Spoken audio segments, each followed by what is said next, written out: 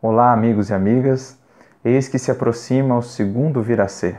Neste ano de 2017, em outubro, nos reuniremos novamente em Belo Horizonte para juntos meditarmos, refletirmos por alguns dias em uma das obras da psicografia inigualável de Francisco Cândido Xavier, do Espírito Emmanuel, desta vez a obra O Consolador.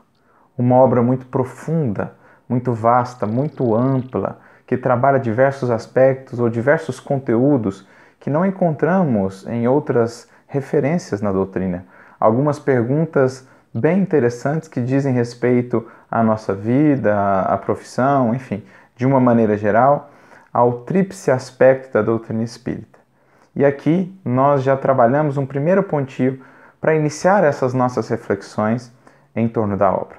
Naturalmente, à medida que a gente vai aprendendo, se dedicando ao estudo da obra de Emmanuel, nós vamos percebendo que o benfeitor sempre nos deixa pistas de como adentrar melhor no conteúdo de suas obras, de como meditar ou de como encontrar esse fio da meada para extrair o conteúdo espiritual da obra a que nos propomos a ler, né? Não só aquelas de sua autoria, mas também todos os prefácios que ele fez de outros espíritos, através também da psicografia de Chico, como por exemplo as obras de André Luiz.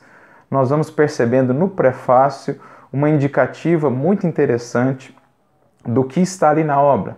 Também um exemplo, a obra Paulo Estevão, em que ele dá já de cara no prefácio, intitulado Breve Notícia, algumas informações dos propósitos de uma obra como aquela ter se materializado, se concretizado na Terra. Então é com esse enfoque que a gente vai buscar também nessa obra O Consolador, para início de conversa, vamos assim dizer, entender que abordagem Emmanuel quis fazer em torno do Consolador. O Consolador prometido, que nós espíritas figuramos na doutrina espírita, como trabalhado por Kardec também no Evangelho segundo o Espiritismo, no livro A Gênese, no capítulo 17, aquele Consolador que nos rememora do capítulo 14 de João e seguintes, em que Jesus nos promete a vinda de um Consolador que teria como papel nos guiar pela verdade, nos relembrar do que ele falou, estar sempre conosco, enfim, e nos esclarecer melhor aquilo que ele não pôde trabalhar quando aqui esteve entre nós. Então esse é o Consolador prometido, figurado não em um indivíduo, mas sim numa doutrina, a doutrina dos Espíritos que revive o Cristo, que revive o Evangelho, para o mundo contemporâneo, que resgata esse Evangelho em sua pureza mais original. Então nós vamos percebendo que no prefácio, na chamada definição, Emmanuel vai logo trabalhar um conceito que é por nós espíritas muito conhecido, mas é aquele conceito do tríplice aspecto da doutrina espírita, como um triângulo, né, em que cada um dos vértices representaria um desses aspectos.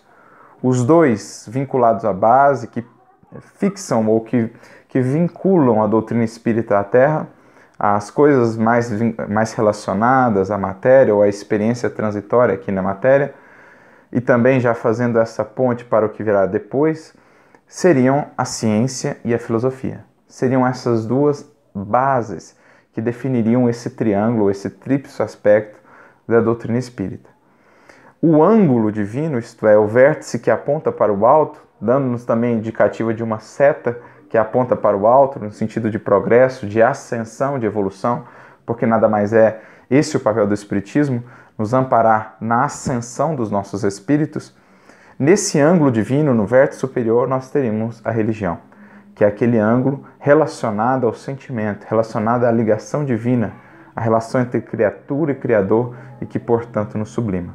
Então, ciência e filosofia são elementos, são vértices que nos vinculam mais à experiência na Terra. Claro, já abrindo espaço também, campo para a transcendência. Mas o ângulo que realmente nos eleva, que projeta-nos em direção ao alto, é o ângulo divino do amor, associado à religião no sentido de religiosidade, de espiritualidade, de conexão com Deus. Então vamos dizer, essa figura base que Emmanuel nos apresenta logo no prefácio, como nos dizer que será com esse enfoque que ele trabalhará as questões do livro.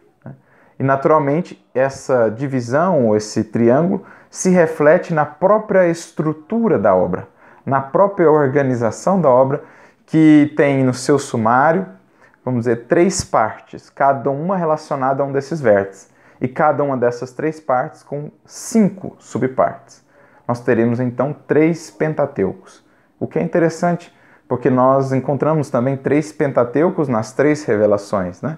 Se considerarmos ali o Pentateuco de Moisés, o Pentateuco do Evangelho, focando, claro, nos 4 evangelistas em Atos dos Apóstolos, o Pentateuco da doutrina espírita, nós vamos ver essa mesma estrutura na obra O Consolador, que está baseado, que está inspirada naquele triângulo apresentado por Emmanuel. Então nós teremos essas 5 partes, esses 5 subitens de cada uma delas.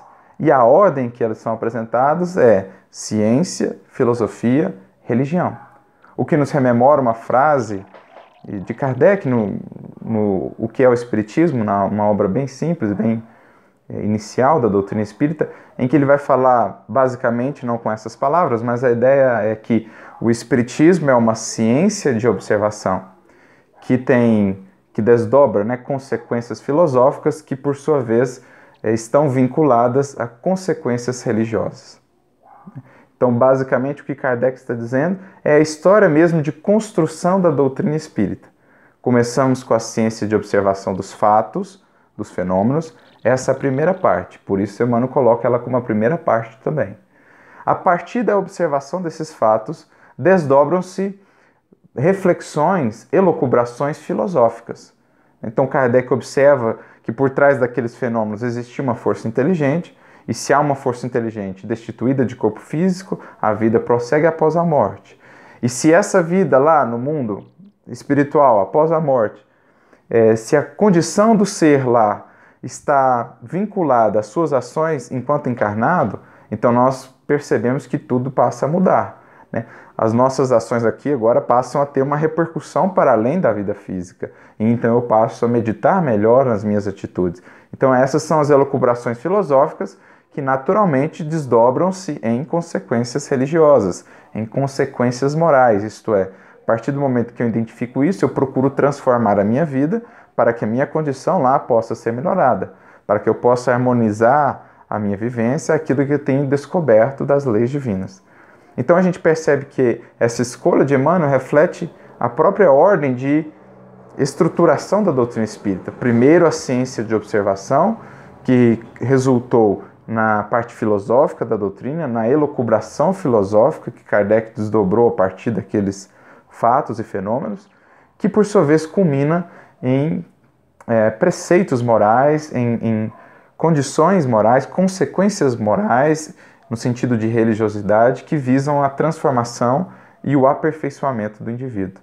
Então, a obra está estruturada nessa sequência: ciência, filosofia e religião, que vai trabalhar também o sentido de cada vez mais espiritualidade, né?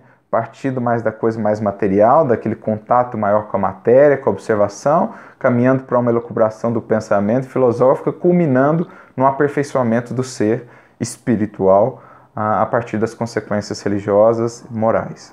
Então é basicamente essa a divisão, a estruturação da obra. E naturalmente aí vocês poderão ver no sumário da obra as 5 partes em que cada uma dessas estruturas está dividida. A grande chave, e aqui nós passamos também a bola para vocês, porque esse estudo será construído coletivamente, é como identificar as correlações entre cada um desses subitens. Existiria uma correlação? Existiria uma ordem de relação entre esses subitens de cada parte, né? Por exemplo, o primeiro subitem da ciência estaria de alguma maneira relacionado ao primeiro subitem da filosofia? Ou essas relações não são bem nesse sentido, tão simétricas, mas existiriam as relações? Como você vê o interrelacionamento ou a conexão desses temas? Claro que é uma obra muito vasta. Se nós mergulharmos tão profundamente nas questões, acabamos perdendo essa visão mais ampla. Foquemos, por enquanto, nessa visão mais ampla para que depois possamos nos aprofundar mais. Quais as inter-relações entre as partes? Por que Emmanuel quis construir essa estrutura? O que ele quis nos dizer com isso? A gente vai perceber, a partir dessa estrutura, que temos também 3 perguntas norteadoras, que são aquelas perguntas que fazem a transição entre as partes. A primeira delas, a questão 1, que vai trabalhar justamente essa ideia. Primeiramente, a questão 1, que vai trabalhar justamente essa base, iniciando ou abrindo campo para essa primeira parte, que é a parte da ciência.